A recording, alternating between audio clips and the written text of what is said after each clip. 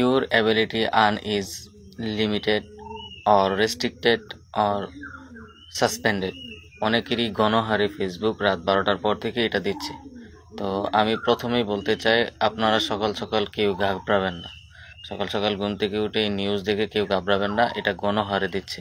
একটা কথা মনে রাখবেন, যে সমস্যাটা আপনার একার, এটা আপনার ভয়ের, আর যে সমস্যাটা গণহারে হচ্ছে সেটা আপনার ভয়ের না, সেটা ফেসবুকের টেকনিক্যাল ইস্যু।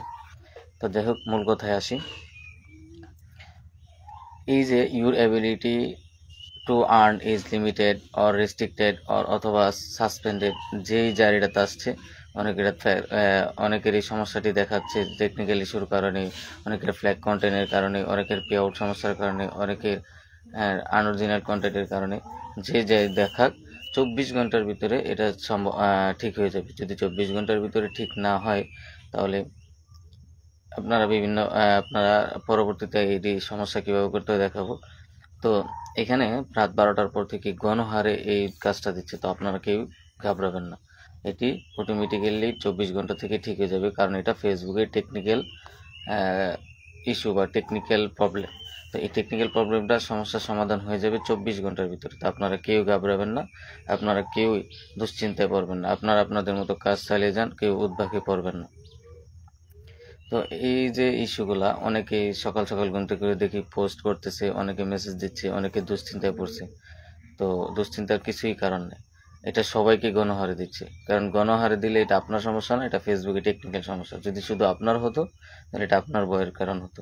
কারণ গতকাল রাত 12টার পর থেকে এটা সবাইকে দিচ্ছে, দেখেন আমাকেও দিচ্ছে।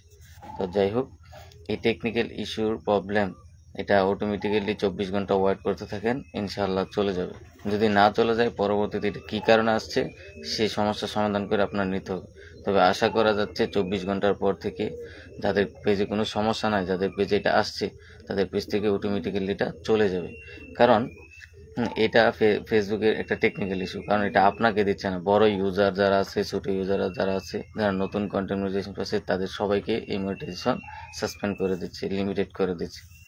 তো দেখা যাক 24 ঘন্টা কী হয়। আপনারা 24 ঘন্টা ওয়েট করেন, কোনো চিন্তা বা কোনো প্যারাশানি নেবেন না, কারণ পেজ নিয়ে কোনো কিছু করবেন না, কোনো ভিডিও বা কোনো কিছুই ডিলিট আপাতত করবেন না। 24 ঘন্টা অপেক্ষা করতে থাকেন। অনেকেই ফুট করে ভিডিও, অনেক পোস্ট, কোনো কিছুই ডিলিট করবেন না।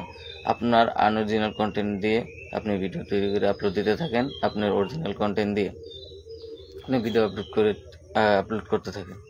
তো এটাই কথা ছিল, সকাল সকাল আপনাদেরকে নিউজটা দিলাম শর্টকাটে, যে আপনারা কেউ দুশ্চিন্তা করবেন না, কেউ কিছু করবেন না। দেখেন আমারও এখানে আসছে, তো আমি কোনো দুশ্চিন্তা না। আমি সকাল সকাল যখন উঠলাম, উঠে দেখি, তখন আমার একটু চিন্তা হয়েছিল। তখন দেখলাম এটা গণহারে, ফেসবুকে ঢোকার পর দেখলাম এটা গণহারে আসছে। তার মানে কি, গণহারে আসা মানে এটা ফেসবুকের একটা টেকনিক্যাল প্রবলেম, এখানে লেখাই আছে টেকনিক্যালি। তাহলে দেখা যাক 24 ঘন্টার ভিতরে এটা কী সমস্যা বা সমাধান হয় কিনা। তো আপনাদের সবাইকে এই অনুরোধ করি যে আপনারা কোনো ভিডিও, কোনো ফটো, কোনো টেক্সট আপনারা আপনাদের পেজে হোক, প্রোফাইল থেকে এটা ডিলিট করবেন না। যেহেতু আমার এটা পেজ, এখানে লেখা আছে ইউর পেজ আর্নিং লিমিটেড, তো আপনার প্রোফাইল দেখাতে পারে যেহেতু প্রোফাইলে।